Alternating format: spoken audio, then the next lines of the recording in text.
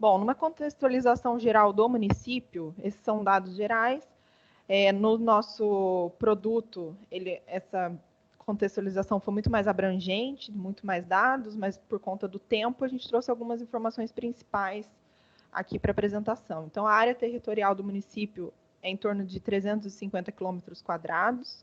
Ele faz divisa com Alambari, Capela do Alto, Araçoiaba da Serra, Salto de Pirapora, Pilar do Sul e Itapetininga. E a distância de Sarapuí até a capital do estado, São Paulo, é em torno de 120 quilômetros, e o município faz parte da região metropolitana de Sorocaba. Tem uma população, de acordo com os dados do SNIS, referentes ao ano de 2019, de 10.285 habitantes. A maioria vive na área urbana e a densidade demográfica do município é em torno de 29 habitantes por quilômetro quadrado. O IDHM do município, referente ao censo de 2010, é 0,707, um pouco abaixo, por exemplo, de Sorocaba, que é a sede da região metropolitana. E o PIB per capita, em 2018, de acordo com o SEAD, é em torno de R$14 mil. Bom, vou passar então agora a palavra ao William, que vai apresentar o diagnóstico do sistema de abastecimento de água. Thalita, deixa eu só reforçar aqui para o pessoal que está entrando. Quem puder ir se apresentando aí no chat, colocando de onde que é, para a gente poder conhecer vocês. Obrigado. Ok, então dando sequência, como a Thalita me apresentou, meu nome é William, eu vou apresentar agora o sistema de abastecimento de água de Sarapuí.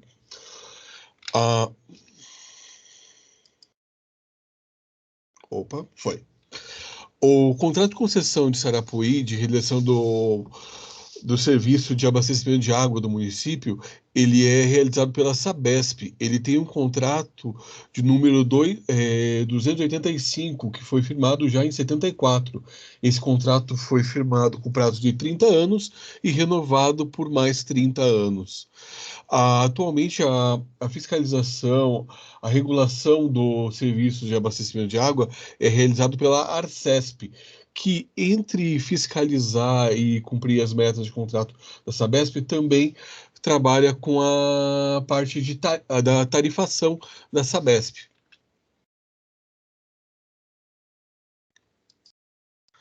As tarifas propostas pela Sabesp, junto com a Arcesp, elas trabalham também na parte de habitação social. Então, tem duas classes que trabalham como residencial e comercial para habitações e comerciais de interesse social, mas também com outras classes mais comuns, que seriam a residencial, comercial, industrial e também com estruturas públicas. Então, eu tenho 5 classes de preço para todas essas classes de ocupação. Quando eu penso no sistema de Sarapuí de forma geral, eu consigo ver uma população muito urbanizada ainda, ou seja, muito pouco dessa população ela se encontra na área rural. Como a gente consegue ver em 2019, dos 10.285 habitantes que existem no município, algo em torno de 7 milhões e 500 estão na área urbana. E essa população urbana está toda ela 100% atendida. Contudo, parte da população rural que fica distribuída pelo resto do município não é contemplado no rede de esgoto. Por esse motivo, o atendimento total do sistema de água ele atinge apenas 85,3% da população total. Mas a gente consegue ver ao longo do período estudado que mesmo o atendimento total do município está aumentando. Aqui, enquanto em 2007 não chegava a 85, houve um incremento já em 2018, pequeno, mas houve, onde há um incremento de população atendida, ou seja, o sistema está crescendo. O sistema de Sarapuí, de forma geral, a gente consegue, ele é um sistema pequeno, um pequeno município, mas ele se divide em 5 subsistemas relativamente independentes. A sede municipal, onde ficam a maior parte dos habitantes, mas também eu tenho o distrito Cocais, a Vila São João, Várzea de Baixo e o distrito Ressaca. Os sistemas de abastecimento de Sarapuí, eles são bastante simplificados. Eles funcionam como poços profundos que têm uma captação direta, onde eu tenho um tratamento preliminar que é encaminhado para a reservação. Da reservação, ele é distribuído por elevatórias, pela uma rede, por uma adutora, que vai para todos os munícipes. Hoje, a sede municipal ela possui 2 poços, 3 centros de reservação e 3 estações de bombeamento. Estações de bombeamento servem para mandar a água tratada para o distrito ou para pressurizar a rede. O distrito Cocais, ele tem um poço, um centro de reservação. O distrito São João, que nós citamos, ele tem um poço, um centro de reservação e 2 estações de tratamento. O distrito Várzea, apenas um posto de reservação, e o Ressaca, que é o que a gente colocou um destaque aqui, ele possui apenas um centro de reservação. Por que isso acontece? Como ele fica na divisa com o município Salto de Pirapora, a água tratada que é distribuída no distrito Ressaca, ela é proveniente de Salto. Eles têm um tratamento preliminar adicional ali para manter as concentrações adequadas de cloro e depois ele é distribuído para os munícipes. Apresentando um pouco para vocês do que são os poços de captações subterrâneas, eles são estruturas que são profundas, que vai atingir até o aquífero. No caso do município, a gente adota principalmente o aquífero Tubarão. Principalmente o grupo do aquífero Itararé, ou seja, é a parte inferior do aquífero Tubarão, onde nossa tubulação vai chegar para captar uma água com características adequadas para ser distribuídas. Como nos poços subterrâneos, poços profundos, a água já tem uma qualidade elevada de pureza, o tratamento ele acontece de forma bastante simplificada, necessitando principalmente de cloração e fluoretação, que a gente está apresentando aqui. Ou seja, nós temos um controle de vazão e nós vamos adicionar ali cloro e flúor para poder distribuir e atender às portarias de potabilidade de água. Mas, como eu trabalho com aquífero subterrâneo, por vezes a água tem algumas quantidades de minerais que podem não ser interessantes. Em alguns dos poços, como é no caso do Poço São João, a água ela tem uma concentração elevada de ferro. E para remover esse ferro, eu preciso ter um processo adicional de tratamento. Nesse caso, nós acabamos trotando, a Sabesp, no caso, adotou uma filtração catalítica, onde eu passo a água bruta por um filtro onde os metais são absorvidos e trocados por metais que não são danosos. Esse filtro ele vai operar até saturar e depois passa por retrolavagem. A água de retrolavagem, nesse caso, ela é descartada já no meio ambiente. Mas com esse processo adicional, eu consigo, de forma bastante simplificada, distribuir essa água para o consumo. Após o tratamento, a água é acumulada em grandes reservatórios. No caso da sede municipal, são 400 metros cúbicos de água reservada, que distribui nos reservatórios da sede, Bela Vista e Rodeio. A gente consegue ver eles localizados aqui na sede municipal. Deixa eu apontar para vocês. Aqui na sede municipal. Contudo, os demais distritos, cada um deles tem um reservatório, que são isolados, como no Várzea de Baixo, Cabaçais, Cocais e Ressaca. Esses reservatórios fazem toda a reservação desses distritos isolados, e desses reservatórios, a água agora tratada parte para o abastecimento. Para distribuir, o município ele faz uso de algumas estações de bombeamento.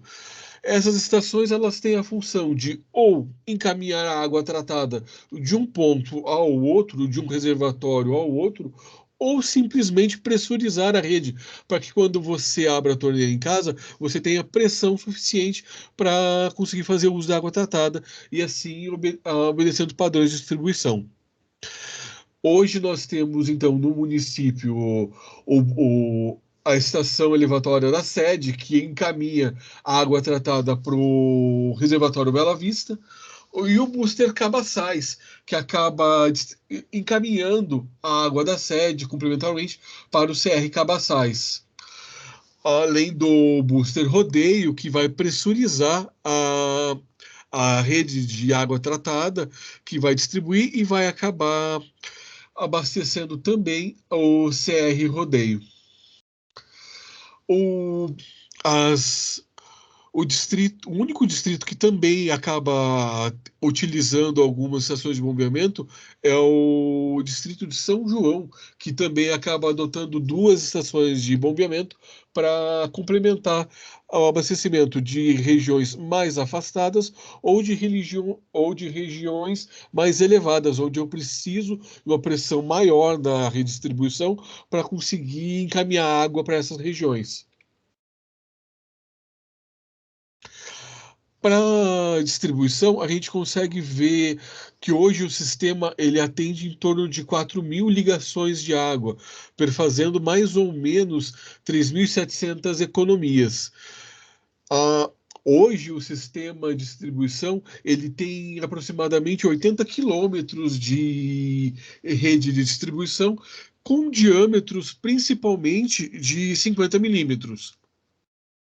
Como nós não tínhamos um mapeamento, um cadastro mais atualizado da redistribuição, nós do consórcio preferimos marcar para vocês a região urbana no mapa, que é onde ficam grande parte dessas ligações, que é esse contorno em amarelo, onde muitas ligações se concentram ali.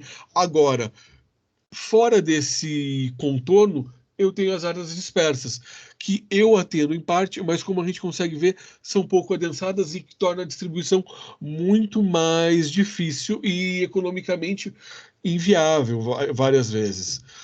Quando eu falo em distribuição, me chama atenção a questão de perdas de água no sistema de distribuição.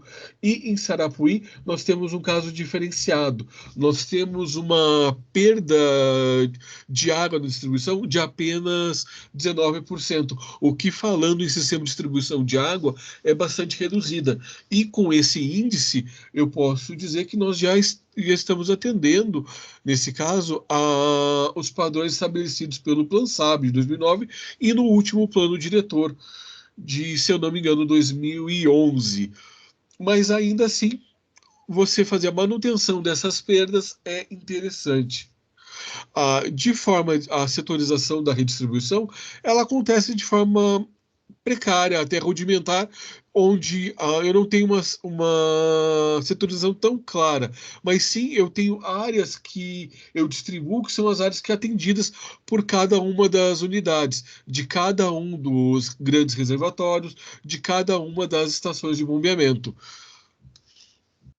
Quando a gente fala em áreas dispersas, nessas áreas distribuídas ao longo do município, usando ainda o mesmo mapa, a gente consegue ver que como as áreas afastadas das redes municipais, elas têm uma pouca densidade e elas são relativamente afastadas da rede municipal, o que dificulta o atendimento. Desta forma, a gente consegue apontar que mais de 50% da região rural, ela acaba não sendo contemplada com rede de distribuição. Aí a gente pode destacar entre essas localidades que não são atendidas, a Várzea de Cima e o Caieiras. Mas se eu não estou atendendo com um sistema de água esses municípios, como eu faço esse abastecimento? Enquanto no perímetro urbano eu tenho um atendimento majoritariamente, mais de 95%, utilizando a rede geral, o sistema de distribuição oferecido pela Sabesp, na zona rural, eu acabo tendo majoritariamente o uso de poços ou nascentes, que são distribuídos, que são construídos na própria propriedade. Esses poços, em geral, são aquelas poços mais rudimentares, que acabam captando água do próprio lençol freático. É uma solução viável, se corretamente, mas ela precisa ser bem operada, bem trabalhada, para não gerar risco. Mas ainda assim é uma solução viável para abastecimento quando eu tenho localidades mais isoladas. Só para exemplificar a questão dessas localidades, Caieiras, ali a gente mostra uma região com edificações bastante dispersas, onde realmente você montar uma rede de distribuição precisa ser muito bem avaliado, porque como as edificações são afastadas, eu posso ter um elevado custo para fazer essa distribuição e várias vezes fazer um controle de sistemas alternativos, como o próprio poço, pode ser economicamente muito mais interessante, até tecnicamente mais interessante. E como várzea de cima, que é mais afastado, você chegar a uma redistribuição ou fazer um novo poço, tem que ser um projeto muito bem estudado para avaliar. Ô, William, só uma correção. A várzea de cima tem água. Tem água? Tem. O que não tem água é na verdade, essa várzea que você está falando aí, que está mostrando, é a várzea de baixo. Essa tem água. Ok. Eu devo estar com várzea o de dado cima realmente não tem desatualizado, água. eu vou arrumar aqui, eu já vou anotar. Muito obrigado. Isso. Está correto. A várzea de cima não tem água. Porém, esse mapa que você mostrou é da várzea de baixo. Muito obrigado. Eu vou corrigir aqui. Mas então, a várzea de cima não tem água. O meu mapa que está errado. Isso, não tem água, porém está com projeto de implantação de água lá. Perfeito. Eu vou anotar aqui. Muito obrigado. Eu vou anotar. Eu sei que os dados que a gente está trabalhando, eles têm um lag de tempo. Então, Sim. sempre vocês têm informação mais atual do que a nossa. E a função da oficina realmente é essa: é a gente interagir com vocês e conseguir atualizar esses dados. Isso, obrigado. Bom, agora eu estou aberto a mais complementações.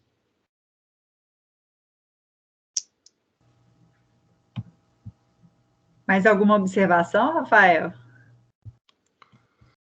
Eu percebi que tem algumas informações, mas é porque foram implantadas há pouco tempo.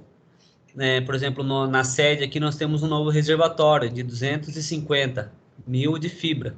Né? Ele foi implantado há 2 meses, mais ou menos. Então, algumas informações, elas foram atualizadas. Né? Talvez você não tinha essa informação quando montou, né? a apresentação. Mas aí, caso precise, a gente tá à disposição para atualizar, se precisar de alguma coisa. Perfeito, Rafael. Se você conseguir mandar as informações para nós, eu agradeço bastante. Realmente, existe um lag de tempo muito grande. Os dados do SNIS mesmo que eu apresentei, vocês viram, eles são de 2019. Eu não tenho dados oficiais, vamos dizer, mais atualizados. Então, o que vocês tiverem de mais novo, mandem para a gente consegue fazer um produto cada vez melhor.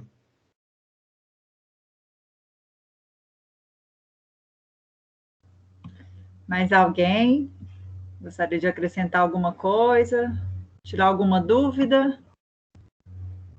O pessoal da prefeitura que está aí presente?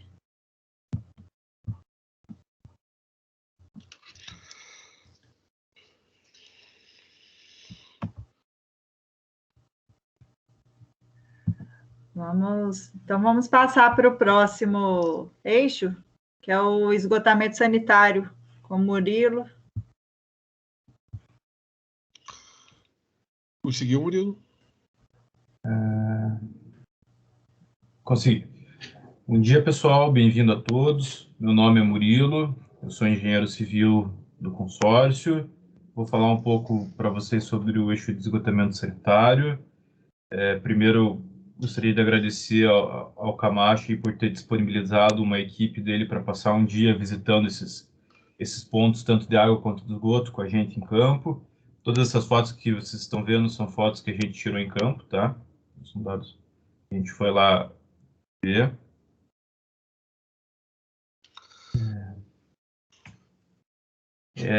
Iniciando aqui a parte de esgoto, o contrato de esgoto é o mesmo contrato que abrange o eixo de água, ele é contemplado pela Sabesp. A última assinatura desse contrato foi em 2007. A Sabesp opera no município desde a década de 70, com o último contrato em 2007, com 30 anos de prazo prorrogáveis por mais 30. E só para relembrar, também o órgão regulador do eixo de esgotamento sanitário é a Arcesp.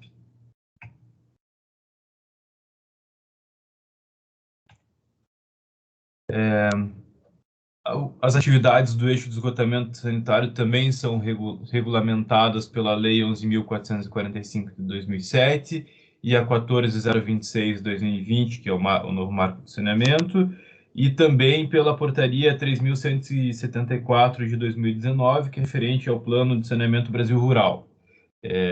E as atividades dessa legislação ela é definida para o sistema de esgotamento sanitário por quatro grandes pilares.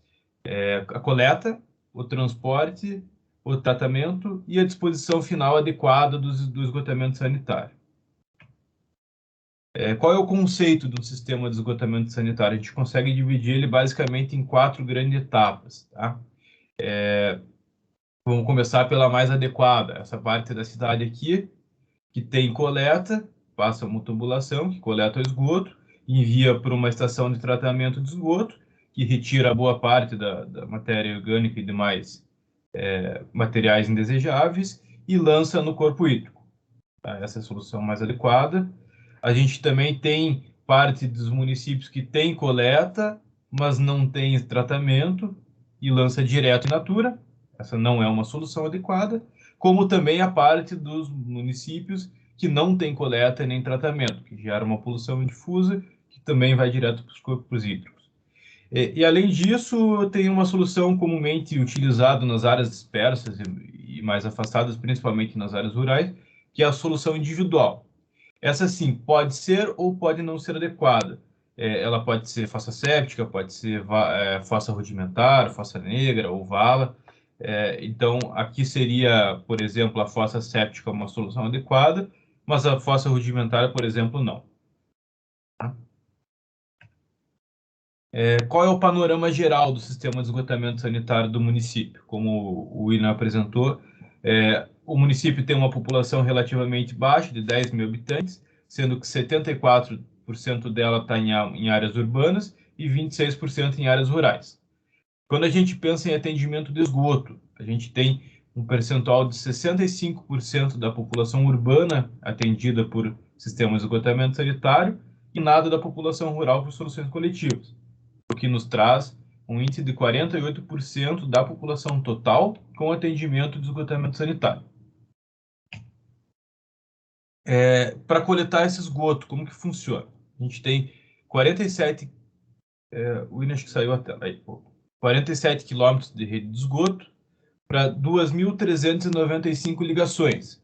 Dessas 2.395, grande parte é residencial. 2.148 ligações dessas são residenciais. O restante é dividido entre comercial, 8,3%, pública, mista e industrial, que gera um pouco mais de 1% somado às três.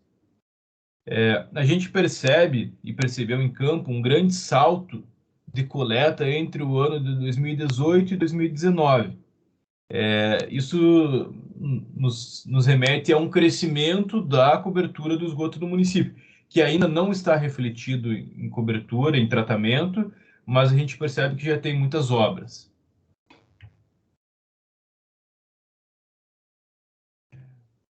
O transporte. Como funciona o transporte? O município tem coletores troncos e 3 estações elevatórias de esgoto. A estação elevatória de esgoto Vila São João, que é essa dessa foto aqui, ó. A gente pode ver que tem um canal de entrada com gradeamento, tá? E aqui a gente tem bombas helicoidais, uma em operação e uma reserva. Tá? Esse aqui é um sistema já bem moderno, que a Sabesp vem tentando atualizar nos seus municípios. E ele é energeticamente eficiente e trabalha com bomba reserva. Além da estação elevatória Vila São João, temos a estação elevatória de esgoto Morada do Sol e a estação elevatória de esgoto Final.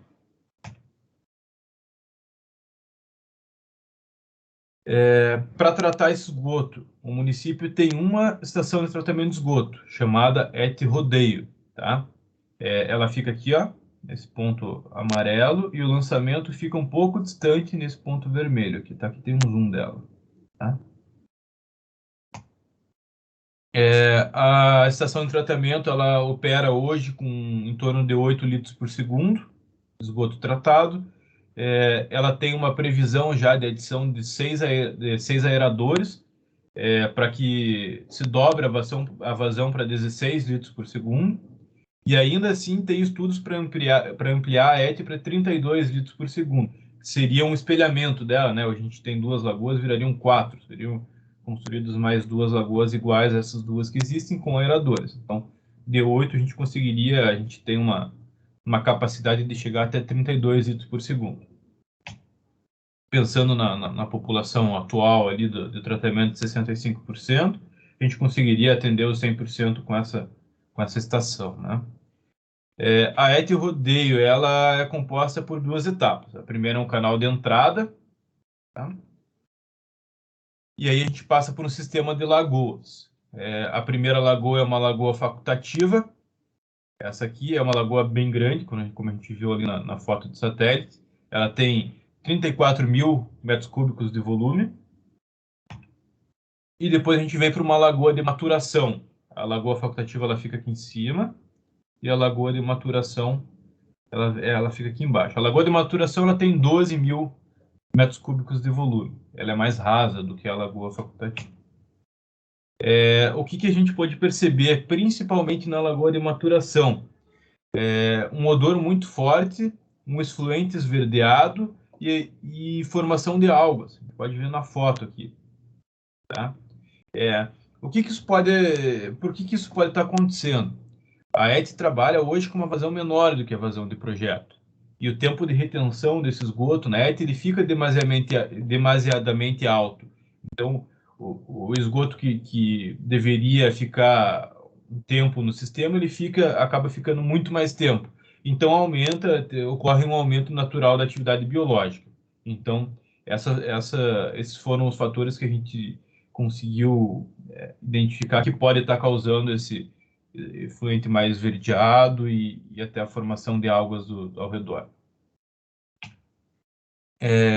O lançamento de efluentes da estação de tratamento ela ocorre no rio Sarapuí, cujas coordenadas são essas aqui. É aquele pontinho vermelho da foto que eu mostrei lá do mapa. Tem um prazo de outorga de 10 anos e uma vazão máxima instantânea de 20,67 litros por segundo. Ela opera menos da metade da vazão máxima como vazão média, né? Aí a gente consegue ter algumas análises para a gente saber se o corpo receptor ele está sendo impactado diretamente por efluente dessa ET, né? Então a gente recebeu uma análise do dia 6 de janeiro de 2020, sendo que a carga de DBO é menor do que 5 miligramas por litro a montante da ET, ou seja, antes da ET lançar o efluente tratado, e a gente percebe que a carga de DBO a jusante da estação de tratamento, ou seja, depois que a estação lança o efluente, continua menor do que 5 miligramas por litro, que é o padrão estabelecido para o rio Sarapuí, que é classe 2. Tá? E também a gente tem análise do efluente da estação. No mesmo dia 6 de janeiro de 2020, foi medido qual é a carga que chega de DBO na estação de tratamento, coletada dos municípios, e na entrada da estação de tratamento, em torno de 400 miligramas por litro de DBO. E depois que passa pelas 2 lagoas, a gente tem uma medição da carga efluente, que é a carga do esgoto tratado, 60 miligramas por litro.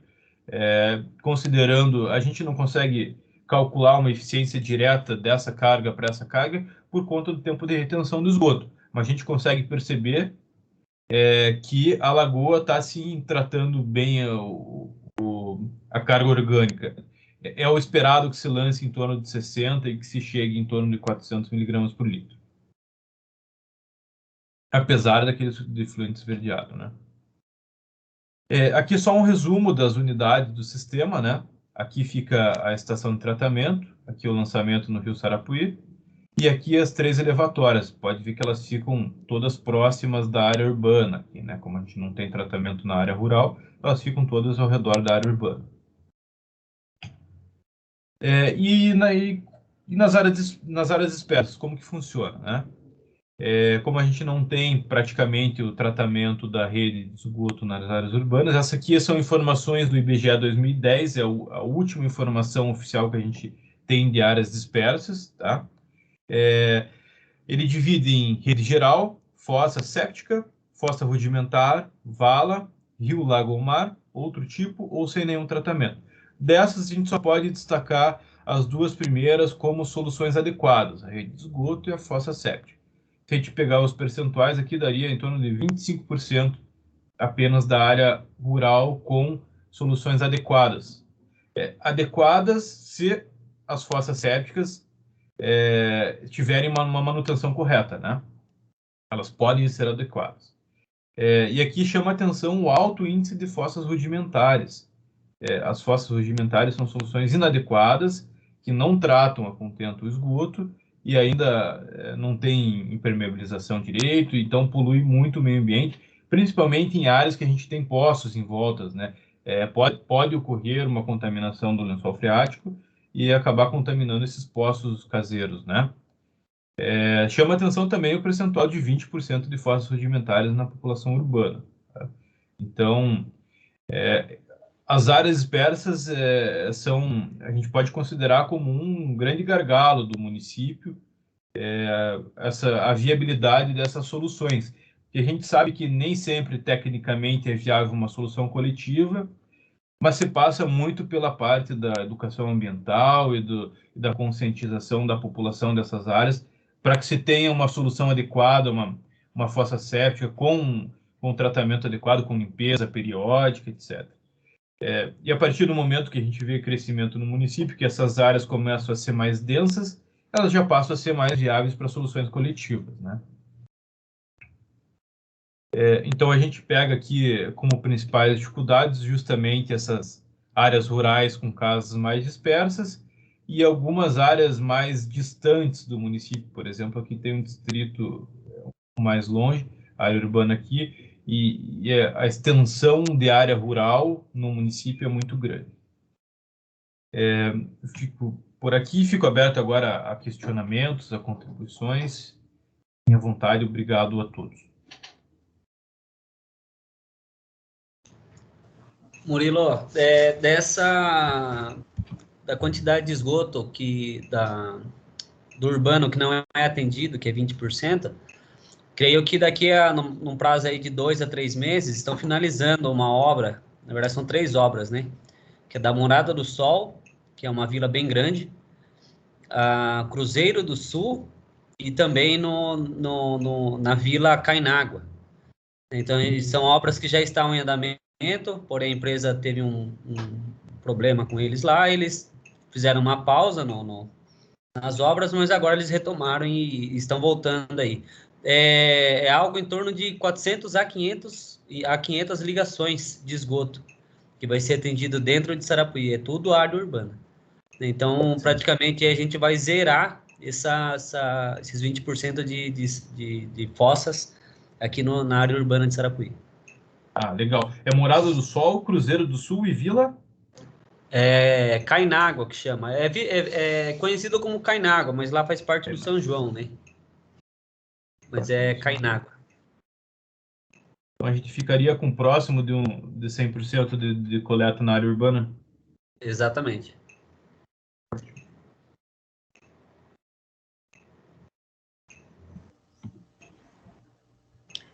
E vai tudo para a ET existente, né? Isso, todos vão cair na elevatória final e depois vão para ET lá no rodeio, né? E para isso já vão ser instalados aeradores lá na ET rodeio? Não, que eu saiba não, porque ela está Ainda não precisa. trabalhando. Ela ainda está trabalhando tranquilo, né? Tá. Ela está bem abaixo da vazão do projeto, Tá. ainda, né? Legal, obrigado, Camacho. Pessoal, alguém tem mais alguma coisa a acrescentar? Caio? O que mais?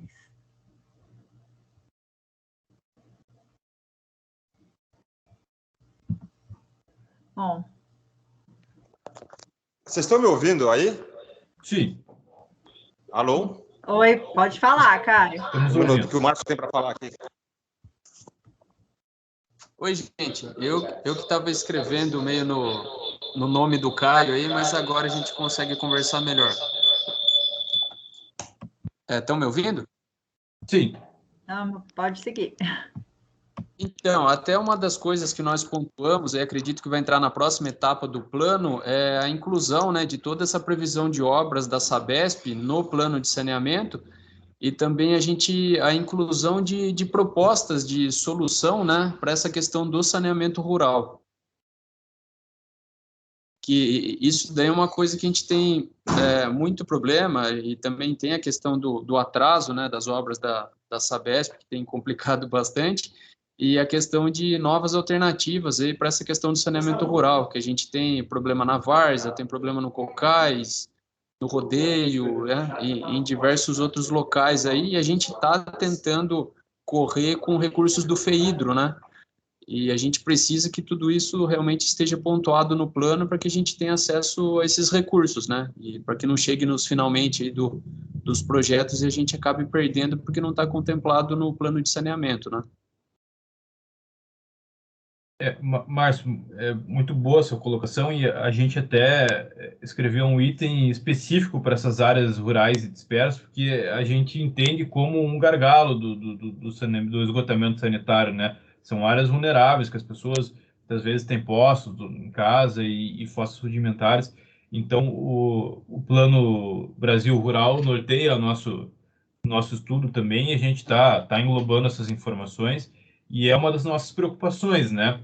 Em etapa posterior, a gente vai propor ações e metas, né? Mas, com certeza, essa parte rural e dispersa é uma das prioridades, sim. Até porque a gente queria que, se vocês tiverem sugestões e propostas para a área rural que não fosse a fossa séptica, né?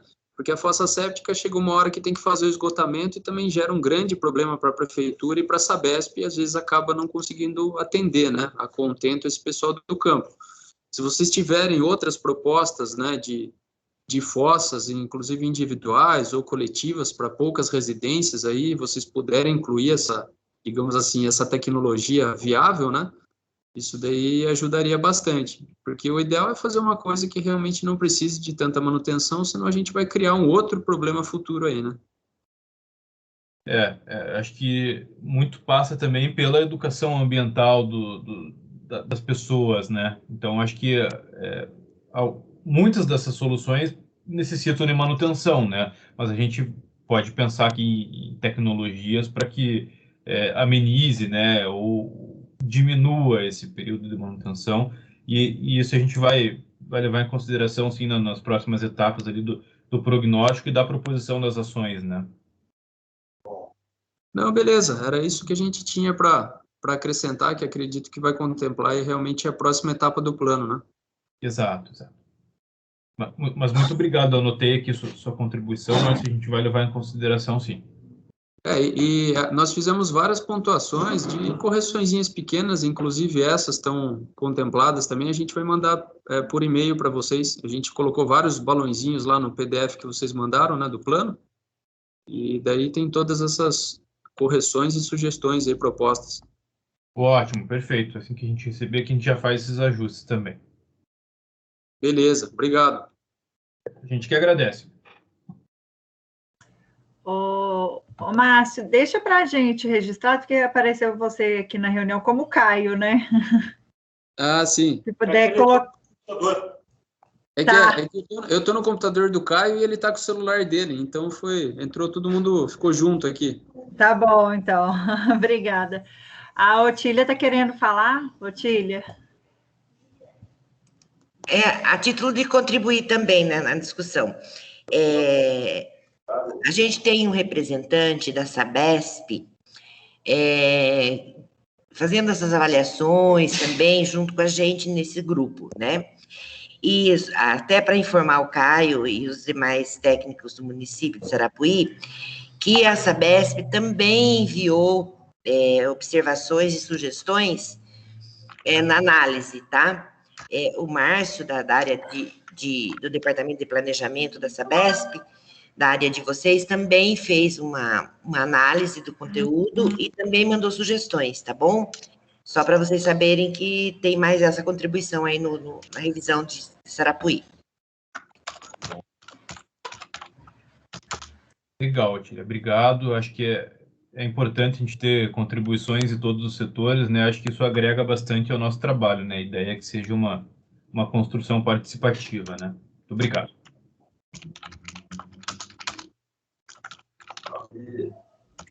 Pessoal, mais alguém quer falar alguma coisa? Tirar alguma dúvida?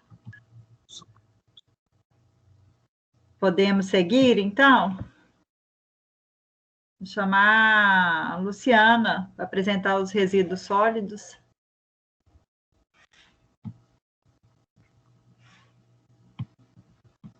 Tá travando um pouquinho aqui, um minutinho. Tá.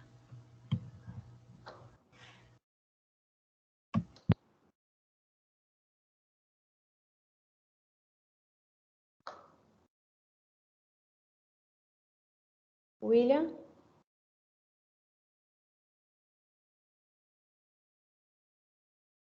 Solicita novamente o controle. Um minutinho. Tenta agora. Não tá indo. Eu vou tentar.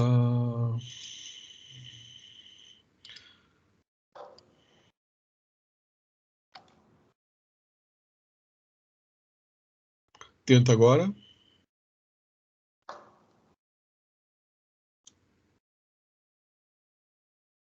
Vou cancelar.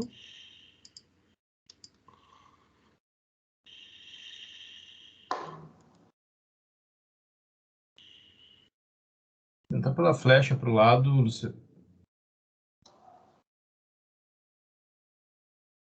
Agora foi.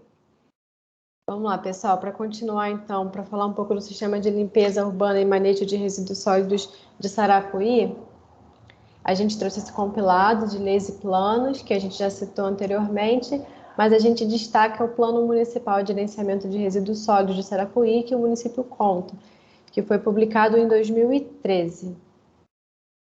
Só uma correção, esse já foi revisado para esse ano, esse plano. Para 2021? Isso, a gente fez ele em 2018, eu acabei saindo da prefeitura e não sei por que não foi aprovado na Câmara, aí a gente conseguiu aprovar agora, a gente revisou em 2018, mas aprovou agora na Câmara. A informação que a gente teve quando eu mando para vocês.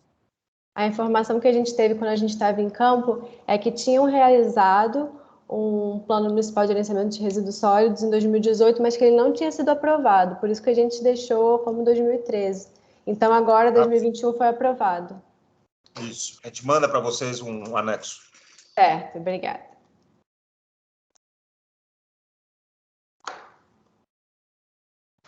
E aí, um panorama geral do sistema de limpeza urbana. O prestador de serviço é a própria prefeitura e as secretarias responsáveis, a Diretoria de Obras de Viação e Urbanismo, para gerenciamento da coleta, transporte e limpeza urbana, fiscalizando. A Diretoria de Obras de Viação e Urbanismo, e ela também coordena a parte lá da garagem municipal. A Diretoria de Agricultura, Abastecimento e Meio Ambiente em relação à coleta seletiva e programas de educação ambiental, e a Diretoria de Saúde para fiscalização e gerenciamento de resíduos sólidos de saúde. Em relação à política tarifária, o município ele tem uma taxa de limpeza cobrada que vem junto ao IPTU, mas ele é só para a população urbana, não tem para a população rural. Em relação à despesa, segundo o SNIS 2021, ano de referência 2019, foi de R$ 248.480 mil, e a receita orçada e a receita arrecadada teve uma diferença aí. A orçada foi de R$ 100.400 e a receita arrecadada foi de 150 mil, aproximadamente, reais.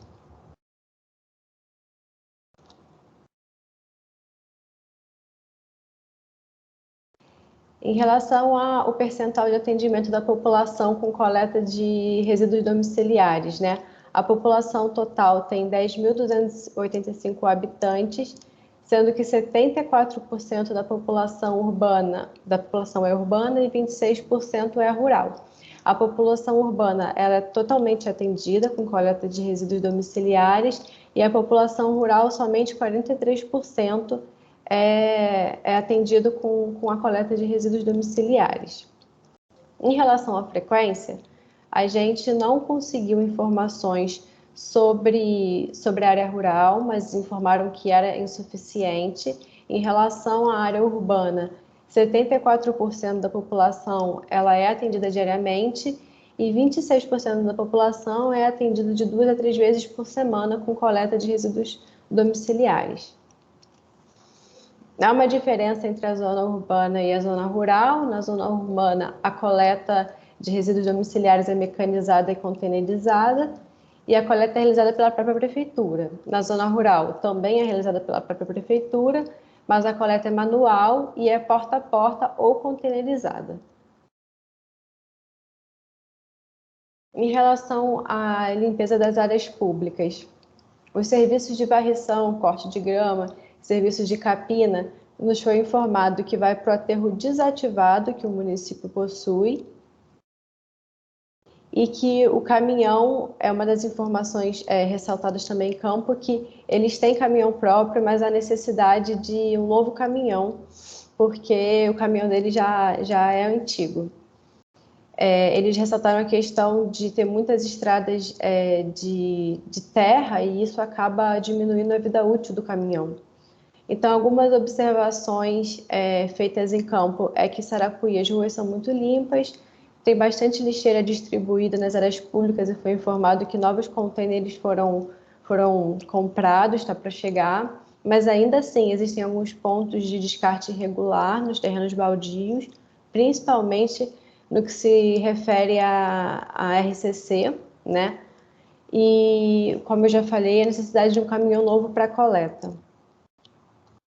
Aí daqui a gente trouxe algumas fotos ilustrativas dos espaços públicos com as lixeiras, os caminhos de terra, as vias de terra e o profissional de limpeza urbana. Em relação à geração de resíduos de RSU no município, a gente vê que de 2014 para 2017 veio decrescendo, em 2018 para 2019, de 2017 para 2018 teve um leve crescimento e depois como que estabilizou, chegando em 2019 com uma geração de 2.000 toneladas. Em relação ao valor também, a despesa total com coleta de RSU para 2018 e 2019 foi até uma observação que a gente colocou no relatório. O valor foi o mesmo, informado, de cerca de 248 mil reais. Em relação à equipe que trabalha com limpeza das áreas públicas, ela totaliza apenas de agentes públicos 18 profissionais.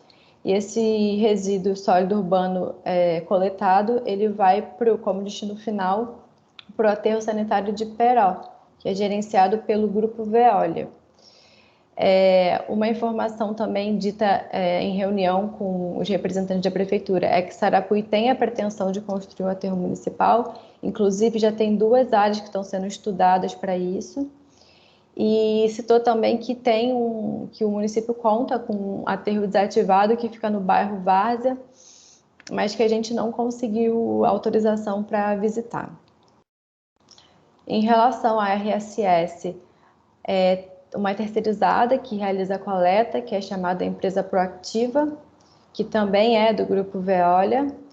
O tratamento de resíduos é realizado pela mesma empresa e o destino desse RSS do município é também para o aterro de Iperó. Essa foi uma das UPAs visitadas.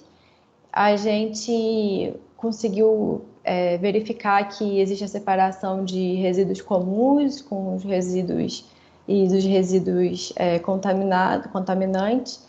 Só que, como a gente foi num contexto de pandemia, foi sugerido que a gente não visitasse outras UBSs. Em relação aos resíduos da construção civil, a Prefeitura de Sarapuí não oferece serviço de retirada de resíduos de construção civil. Como eu já disse antes, existem ocorrências de disposição irregular em terrenos baldios. Eles não têm o controle de RCC gerado no município, mas o município ele conta com um desquintulho, né, que é o próprio gerador que tem que entrar em contato e arcar. Em relação a outros resíduos, de limpeza de sistema de drenagem, é realizado pela própria Prefeitura e também vai para o aterro sanitário de Iperó. Em relação aos serviços de abastecimento de água e coleta de esgotamento sanitário, é a Sabesp que é a responsável para dar os encaminhamentos. Em relação aos resíduos industriais, o município não tem muitas indústrias, eles também não têm nenhuma informação de destaque específica sobre geração de resíduos industriais no município, e as responsáveis para dar os encaminhamentos são as próprias empresas geradoras. Em relação aos resíduos agro-silvopastoris, também responsabilidade do produtor. A Prefeitura também não enviou nenhuma informação para nós sobre a geração desse tipo de resíduo, assim como resíduo de transporte. Em relação aos resíduos sólidos recicláveis, a responsável pela coleta é a cooperativa, conhecida como Cooperasa, que é a Cooperativa de Reciclagem de Sarapuí. A gente trouxe um mapazinho aqui para mostrar que ela fica dentro da área urbana do município. A cooperativa já chegou a ter 15 cooperados, mas agora ela só está com 2 cooperados. E segundo o profissional que nos levou e nos apresentou a cooperativa, está numa fase de reestruturação da cooperativa.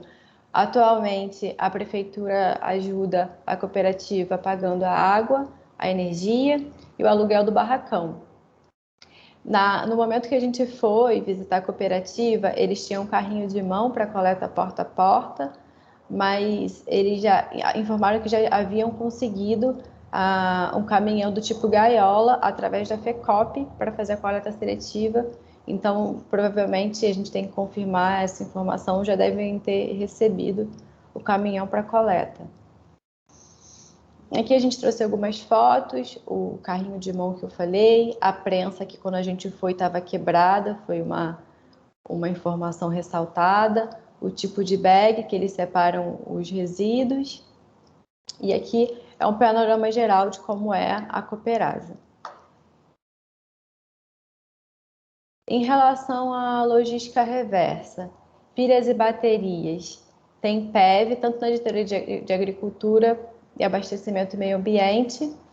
É a empresa Green Electron, que é responsável pela retirada na diretoria. Em relação às lâmpadas, ainda está sendo estruturada pela prefeitura essa coleta. Resíduos eletrônicos, a entrega é na própria Cooperasa.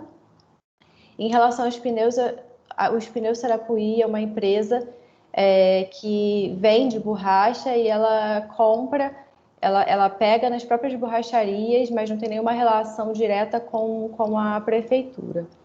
Em relação à Diaesp, a gente sabe que tem um galpão central no município de Piedade, relativamente próximo a Sarapuí, Só que não foi informado se as embalagens de defensivos agrícolas elas são enviadas para a DIAESP. Então, essa foi uma informaçãozinha que a gente deixou em vermelho também, para se alguém tiver essa informação e puder contribuir. Em relação às áreas dispersas, como o Murilo já falou, é o nosso gargalo, a gente tem pouca informação sobre as áreas dispersas, então acaba que a gente repete um pouquinho do que a gente já informou, que a coleta é manual, pode ser tanto porta a porta quanto containerizada, o serviço é executado pela prefeitura, não há cobrança na área rural e não foi disponibilizada informação sobre rota e frequência nas áreas dispersas. Se alguém tiver alguma contribuição diante daquilo que eu coloquei em vermelhinho ou alguma outra.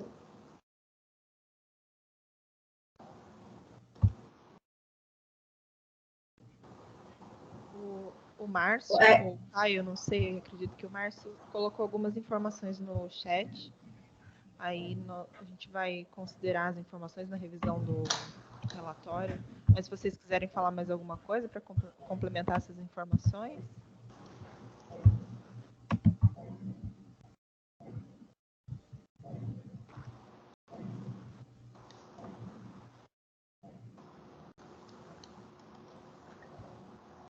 Márcio, se quiser falar com a Luciana, porque ela, na hora que está apresentando, acho que ela não vê o chat.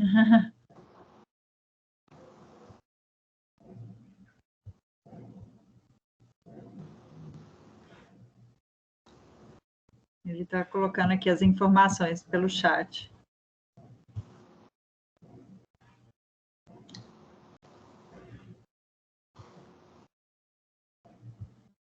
Rafael, tem alguma coisa a acrescentar também?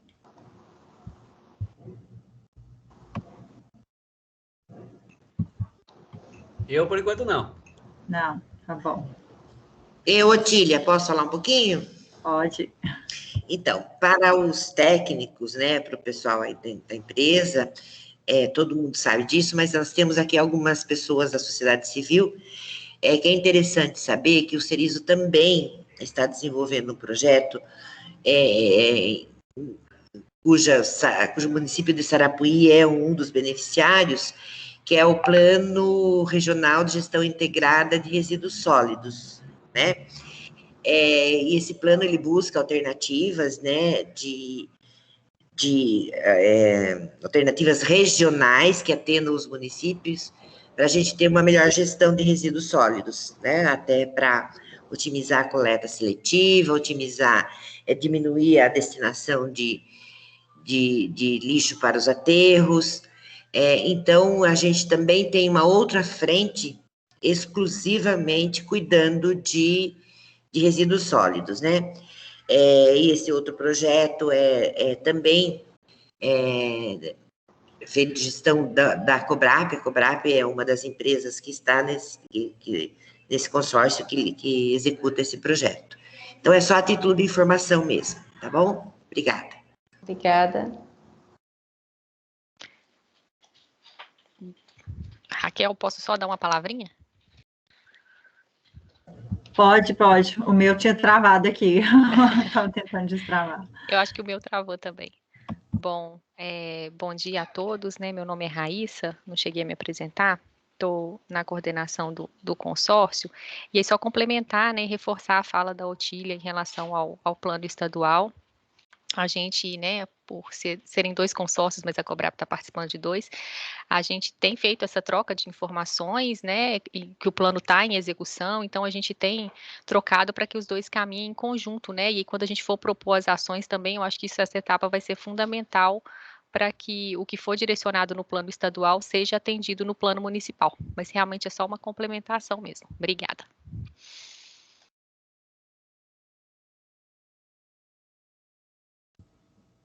O meu começou a travar aqui o microfone. Vamos seguir, então? Vamos. Thalita, né, com o último eixo. Isso. Vamos falar sobre drenagem. Vamos falar então um pouquinho sobre o diagnóstico do sistema de drenagem urbana do município.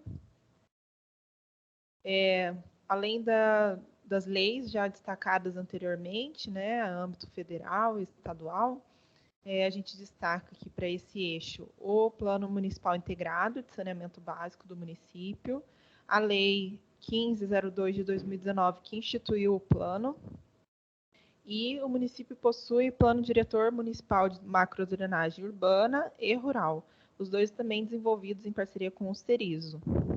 Então, essas leis e planos foram levados em consideração na elaboração do diagnóstico, além, claro, das informações, dados secundários e das visitas em campo, das informações coletadas aí. Num panorama geral, quem presta o serviço de drenagem no município é a própria prefeitura, através da Diretoria de Obras, Viação e Urbanismo. Não há nenhum tipo de cobrança tarifária para os serviços de drenagem, e as informações disponibilizadas no ISNIS, referentes ao ano de 2019, é que as despesas no ano foram de 250 mil. A situação atual, também em dados do ISNIS, a gente já viu anteriormente que a população urbana é majoritária no município, são 74% da população em áreas urbanas, e o ISNIS ele dá informações referentes à área urbana no que se refere ao sistema de drenagem. Então, a parcela de área total, que corresponde à área urbana, é de 28% aproximadamente.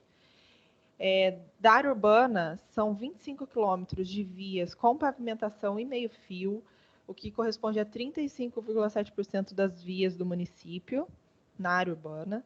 E dessas vias da área urbana, 10 possuem rede de drenagem subterrânea, o que corresponde a 14,3% das vias municipais na área urbana. A macrodrenagem do município, existem vários rios, né, que cortam, vários corpos hídricos que cortam o município, com destaque para o Córrego de São João, Córrego Cabeçais e o Ribeirão Fazendinha, que cortam a área urbana municipal.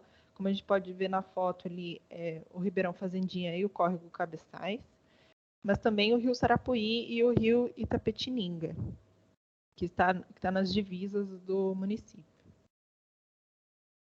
O município possui bacias de drenagem tanto de baixa quanto de média densidade. São, então, bacias com absorção mais rápida das águas. O total são 10 quilômetros de cursos de águas naturais perenes na área urbana do município, sendo que 1,1 quilômetro desses cursos são canalizados abertos. Não há informação no ISNIS sobre a realização periódica do serviço de dragagem de desassoreamento. Até queria que quem está aí do município, talvez o Márcio ou o Caio, pudesse dar alguma informação sobre esse tipo de serviço, se é realizado na prefeitura, como é que é feito, se é a própria prefeitura que faz. E também, de acordo com os ISNIS, não existe nenhum tipo de tratamento das águas pluviais no município, ou seja, elas são coletadas por essa rede de drenagem existente e são dispostas nos cursos d'água do município.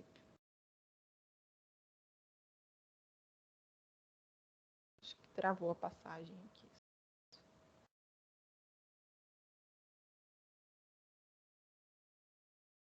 Pode passar para mim, William? Ah, foi conceder.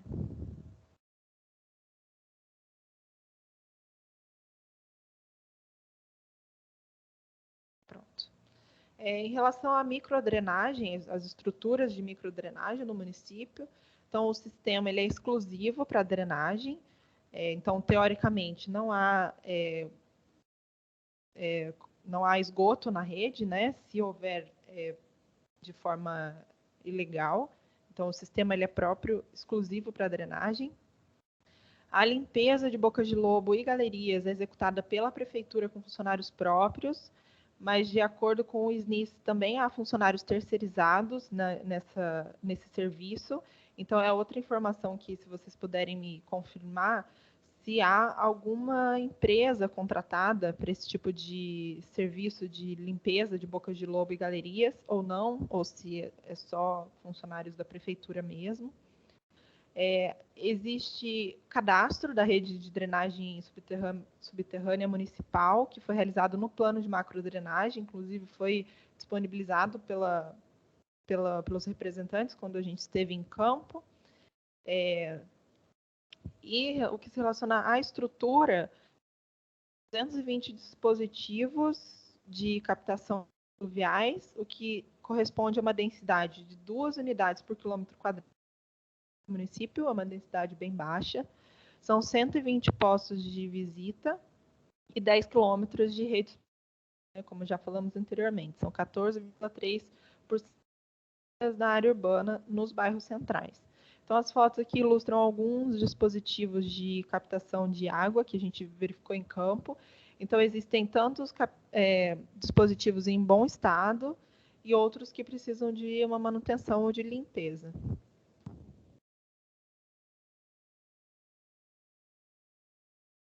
Parou de novo, William, de passar.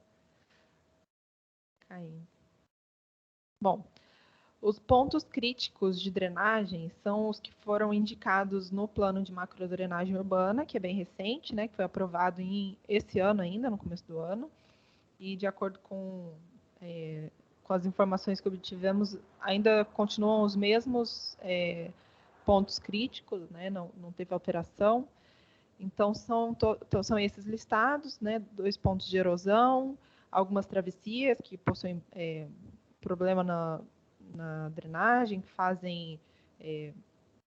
dificultam a passagem da água nesses locais, alguns pontos de assoreamento, conforme essa listagem, que pode ser visto no mapa, nesse mapinha aí à direita. Em relação às áreas dispersas, então são apenas 26% da população que vive nas áreas rurais. O plano de saneamento, Brasil Rural, né, o programa de saneamento Brasil Rural, ele indica 2 soluções individuais para as áreas dispersas, que são as técnicas infiltrantes e também os reservatórios de chuva, que podem ser feitos levando em consideração declividade da área, permeabilidade do solo, profundidade de lençol freático. No município de Sarapuí, o que a gente identificou é que a maioria das vias rurais elas têm pavimentação de terra, ou seja, a drenagem é infiltrante, e em alguns locais há abaulamento do pavimento e sarjetas, mas não em todos os locais.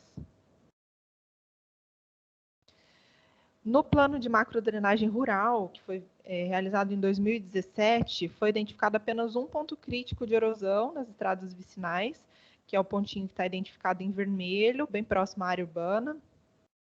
E também foram identificados 19 dispositivos de drenagem, executados tanto em madeira quanto em concreto nas estradas vicinais.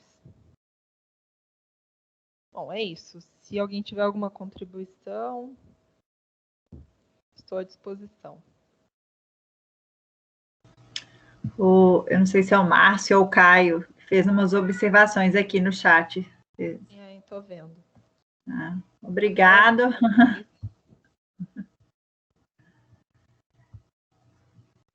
Mais alguém?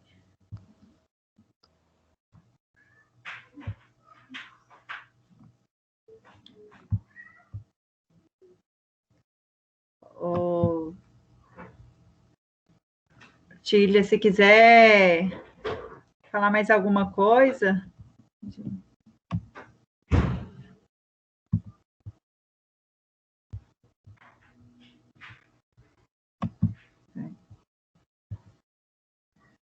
O Caio, ou o Márcio, colocou mais uma informação aqui.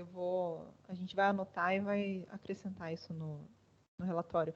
Essa Rua Foguinho era um dos pontos críticos de drenagem, né? Né, Márcio? Acho que é isso.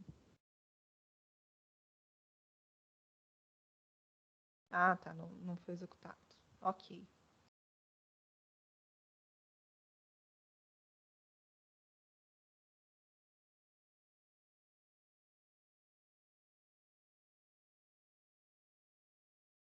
só voltar para ver o ponto.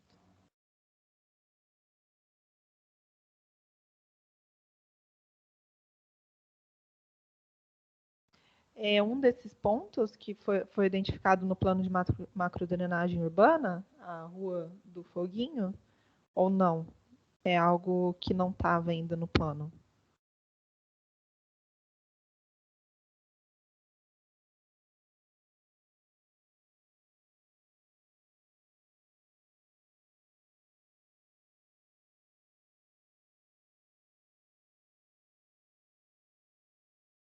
Tá bom.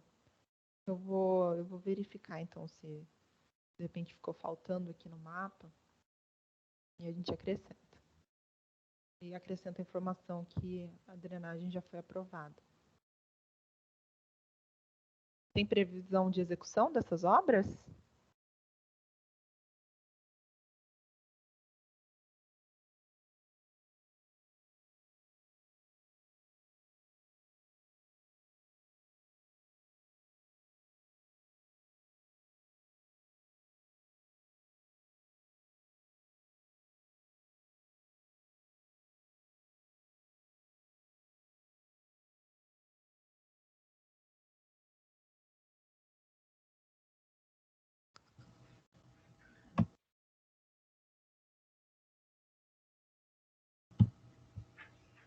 Não sei se ele te ouviu, Thalita. Márcio, você sabe se tem previsão de execução das obras nessa rua?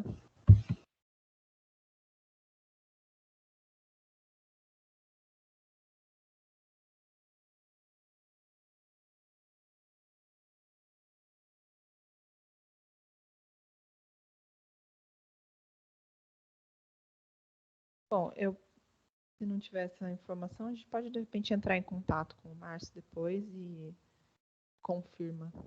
Mas obrigado pela contribuição, viu, Márcio? A gente pode, se quiser, encaminho. Eu não sei se vocês têm o... ele colocou aí, está respondendo. Tá. Rua Joaquim Constante. Deixa eu tá aqui rapidinho, só para...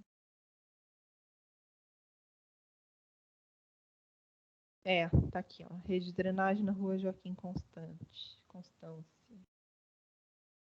Tá joia, Márcio. Muito obrigada.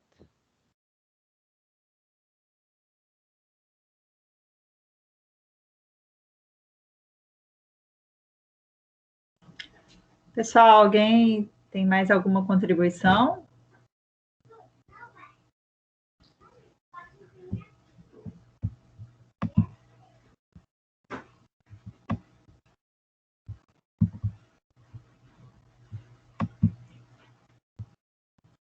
Bom, acho que é isso, então. Queria agradecer a todos que estiveram presentes, contribuíram aí com as informações. Otília, Raíssa, vocês querem... Não, eu quero só agradecer o pessoal, né, a disponibilidade em colaborar, e dizer da importância dessa participação mesmo, né, até para que a gente entregue um produto de qualidade no final, né? Então, muito obrigada. Obrigada a vocês aí da empresa, tá? Um abraço a todos. Obrigada. Bom, pode falar, Thalita. Bom, acho que era isso mesmo, agradecer a presença de todos, né? A gente sabe que esse é um momento importante, a gente tem uma equipe que foi a campo, que tem uma qualidade técnica para elaborar o produto, mas o produto realmente só fica a cara do município quando vocês contribuem, quando vocês podem, né, falar, olha, isso aqui tá do jeito que tá correto, ou não, isso aqui precisa de um ajuste. Então, falar que esse momento é importante e a gente conta com a participação de vocês, não só nessa etapa, mas nas próximas aí de planejamento futuro. Acho que é isso. Muito obrigada, gente.